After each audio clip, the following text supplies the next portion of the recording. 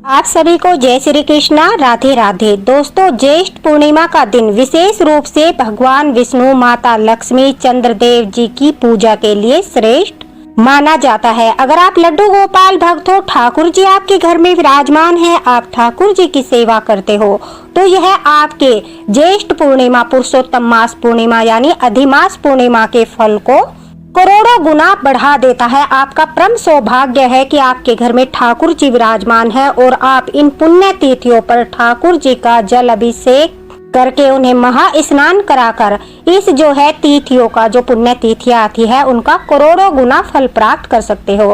तो आज इस वीडियो में हम जानेंगे, जिसमें पूर्णिमा को लेकर भी बहुत ज्यादा दुविधा हो रही है कि किस दिन पूर्णिमा मनाई जाएगी। और देखिए, सबसे पहले मैं आपको बता दूं कि पूर्णिमा 30 या 31 दोनों दिन पड़ रही है, यानी 31 मई और 30 मई को आप दोनों ही दिन ठाकुर जी को यह स्नान करा सकते हो, या फिर आप 30 मई को या फिर 31 मई को ठाकुर जी का यह महाअभिषेक कर सकते हो।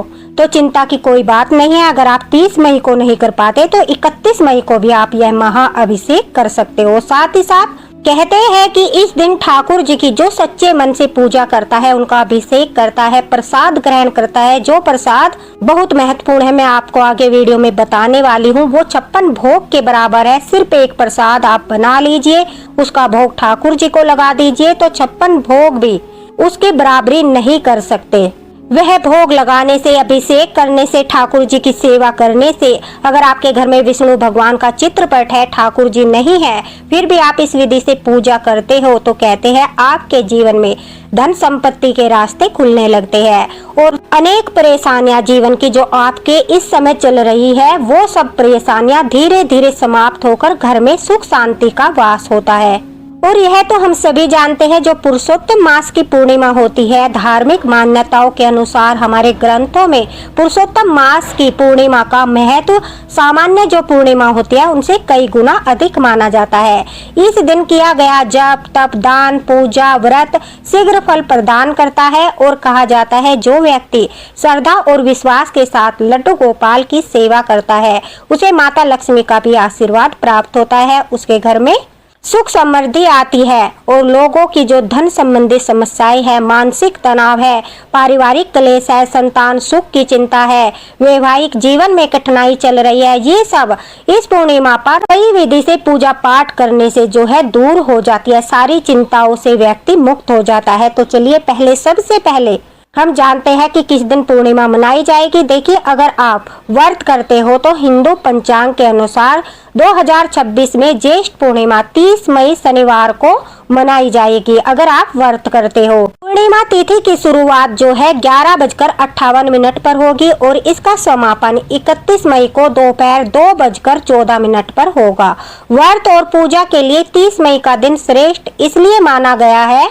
बहुत सी सखियां सोचेंगी कि हम उद्या तिथि की जो पुण्य तिथि होते हैं उन्हें मानते हैं, उसी के अनुसार व्रत और पूजा पाठ करती है। तो देखिए, पूर्णिमा में ये अलग है, क्योंकि पूर्णिमा के दिन जिस दिन हमें चंद्रदेव का पूर्ण दर्शन होता है, उस दिन पूर्णिमा मनाई जाती है।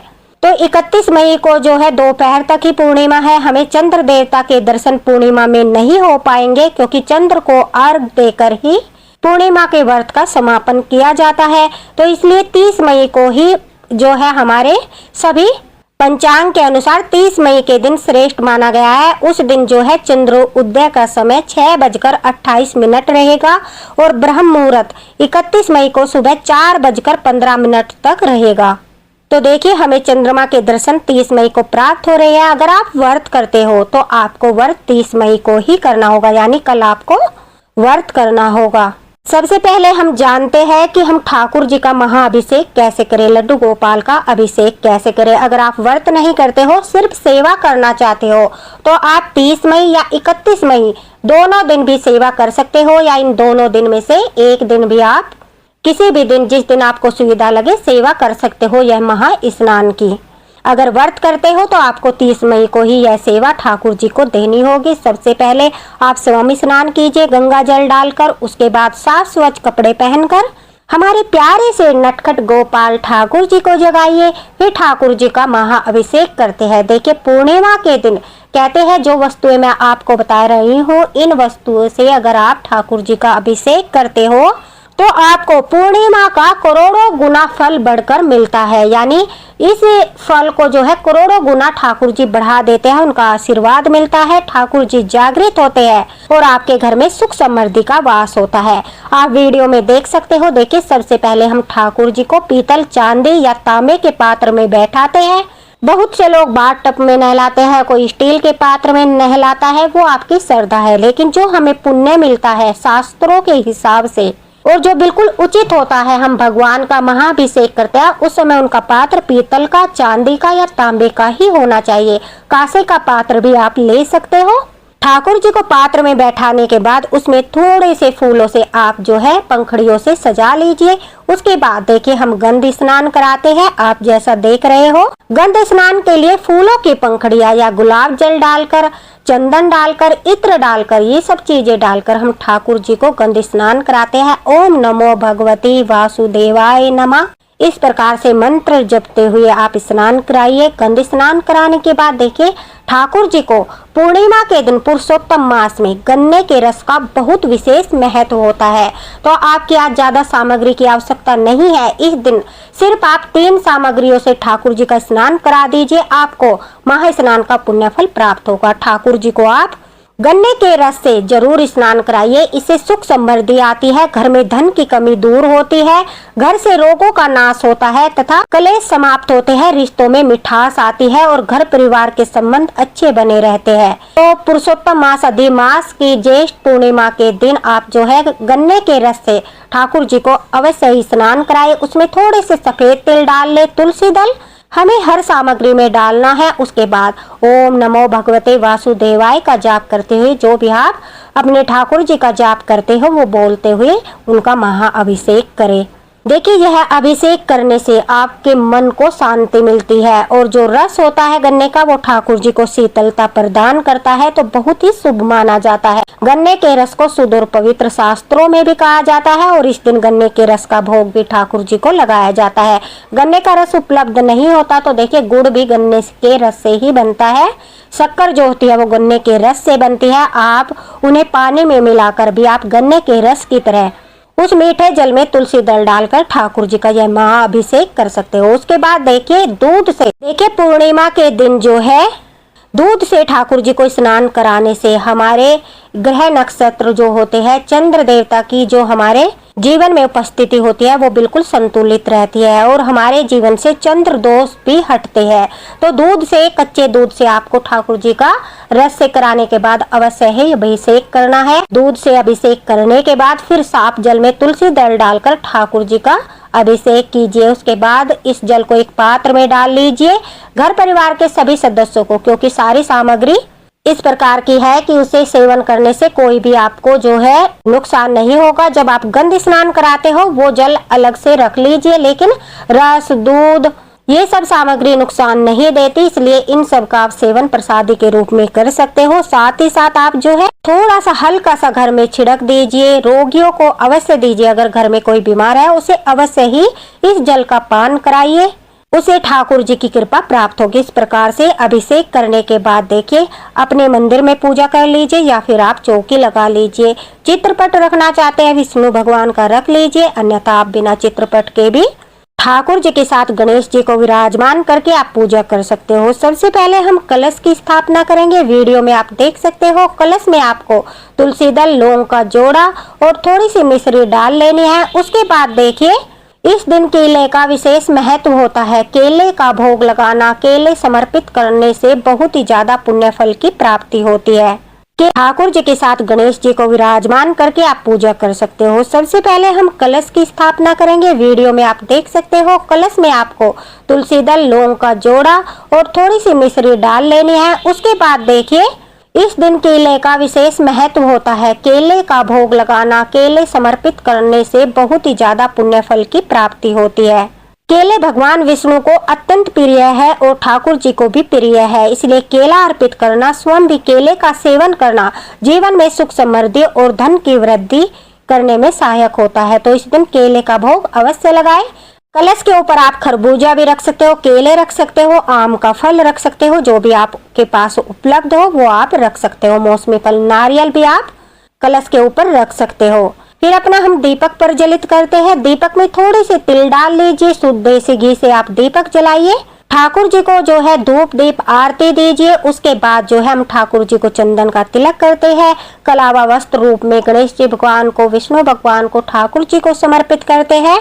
चंदन का तिलक लगाते हैं, फूल समर्पित करते हैं। उसके बाद देखिए जो भोग 56 भोग के बराबर होता है और पूर्णिमा के दिन जिसका विशेष महत्व होता है वो भोग आपको अवश्य बनाना है। इसे बोलते हैं हम आटे की पंजीरी, यानी आटा भूनकर उसमें आप जो है शक्कर या बूरा मिलाकर, थोड़ा सा देसी घी मिलाकर, थोड़े से केले के पीस आप डाल लीजिए। आपको यह पंजीरी तैयार करनी है। मखाने भी इसमें आप डाल सकते हो, अन्य फ्रूट भी आप इसमें डाल सकते हो।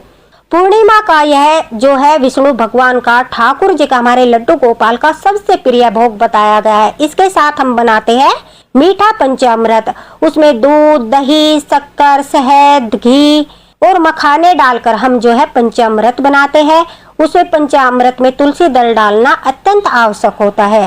तो यह दो चीज अगर पूर्णिमा के दिन आप ठाकुर जी को भोग लगाते हो, आटे की पंजीरी पंचामृत के साथ और केले का भोग, तो सच मानिए ठाकुर जी दौड़े हुए आपका भोग स्वीकार करने के लिए स्वयं आते हैं और 56 भोग छोड़कर आते हैं, क्योंकि यह पूर्णिमा का उनका प्रिय भोग है। यह अवश्य लगाना चाहिए।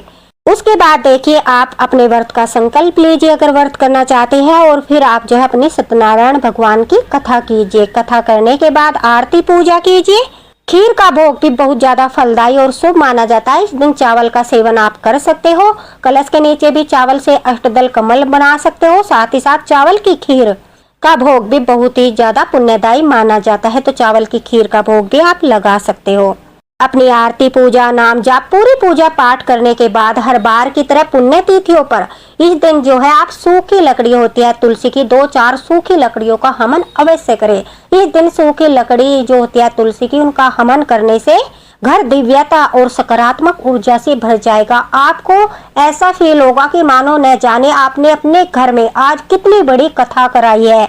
आपको स्वयं आभास होगा कि आज आपने अपने घर में पूरे मंत्रों के साथ, विधि विधान के साथ बहुत बड़ा हवन जो है संपन्न किया है, और यह मात्र तुलसी की लकड़ी के हवन से आपको फील होगा। 2-4 तुलसी की सूखी लकड़ी रखकर, कपूर रखकर जला दीजिए। 11 आहुति सामग्री की डाल दीजिए। 5 आहुति आप जो है देसी घी की उसके ऊपर डाल दीजिए। ओम नमो भगवते वासुदेवाय का जाप करते हुए फिर उस हवन से जो धुआं निकलता है वही चमत्कार करता है। हमारे घर से सारी नेगेटिव एनर्जी को बाहर निकाल देता है, हमारे घर के वातावरण को शुद्ध कर देता है, पवित्र कर देता है। एकदम बहुत ही अच्छा वातावरण हो जाता है। आपको भी फील होगा अपने सभी रूम में, किचन में, अपने पूरे घर में, ड्राइंग रूम में, सभी जगह पर आप यह हवन का पात्र लेकर घुमा दीजिए, जिससे देखना आपको आपके घर में स्वयं ही बहुत ज्यादा सकारात्मक ऊर्जा का आभास होगा। मन शांत होगा, घर से रोग दूर होके और दिव्यता का अनुभव होगा। ठाकुर जी भी इस हवन से प्रसन्न होकर अपनी अपार कृपा भक्तों पर बरसाते हैं, और शास्त्रों में भी इसका प्रमाण मिलता है। तुलसी की सूखी लकड़ी का हवन करने से घर में दिव्यता और सकारात्मक ऊर्जा बढ़ती है। उसके बाद जो है आप 6 बजे से लेकर 7:30 बजे तक चंद्र देवता को अर्घ दीजिए। उस एक दीपक जलाइए। तुलसी माता में भी आप संध्या होने से पहले दीपक जला दीजिए। तुलसी माता की भी सेवा कीजिए, परिक्रमा कीजिए। फिर जो है आप अपने व्रत का पारण कर लीजिए। पूर्णिमा का व्रत जो है रात के समय, चंद्र उदय के समय जल देकर ही संपन्न हो जाता है। जो आटे का प्रसाद हम बनाते हैं घर परिवार में सभी को देना चाहिए। स्वयं भी उसी प्रसादी से आपको अपने व्रत का पारण करना है। फिर शुद्ध सात्विक भोजन आप ग्रहण कर सकते हो। अगर आप दान पुण्य करना चाहते हो वो भी आप अपने सामर्थ्य के अनुसार दान पुण्य कर सकते हो। अन्यथा गाय को 2 रोटी दे दीजिए। आप प्रसाद जो आपने बनाया है वही प्रसाद 2 रोटी पर रखकर गाय को आप दे सकते हो। खीर बनाई है, खीर भी गाय को आप खिला सकते हो। अपने सामर्थ्य के अनुसार करना है। जितनी आपकी सामर्थ्य है आप उसके अनुसार ही दान पुण्य कर लीजिए। अन्न का दान, फल का दान, वस्त्र का दान, क्योंकि हर दान सामर्थ्य के अनुसार ही करना चाहिए। दुखी होकर या सामर्थ्य के अनुसार न किया गया दान फल प्रदान नहीं करता। उससे हमारा मन जो है दुखी रहता है, तो वह दान नहीं लगता। तो इस प्रकार से आप ठाकुर जी की सेवा करते हुए अगर पूर्णिमा का व्रत करते हो, अभिषेक करते हो, उनकी पूजा पाठ करते हो तो यह आपकी पूर्णिमा के फल को करोड़ों गुना बढ़ा देता है। साथ ही साथ आपको जो है इतना पुण्य देता है कि आपके जो है पाप नष्ट होते हैं और आपके सत्कर्मों में वृद्धि होती है। जितना सत्कर्म आप कर सकते हो इस दिन आप कर लीजिए, आपको जो है उसका करोड़ों गुना फल मिलेगा। जैसा मैं बताती हूँ कि पुण्य तिथियों पर जो भी हम सत्कर्म करते हैं उनका फल जो है बढ़ जाता है। जैसे मैंने बताया था, विधि भी डाली थी, आप इस दिन गंगा दीपदान कर सकते हो। अगर गंगा दशहरा के दिन आपने दीपदान नहीं किया तो आप पूर्णिमा के दिन जो है गंगा दीपदान कर सकते हो। गंगा दीपदान पूर्णिमा के दिन करने से भी आपको बहुत ज्यादा पुण्य फल की प्राप्ति होती है।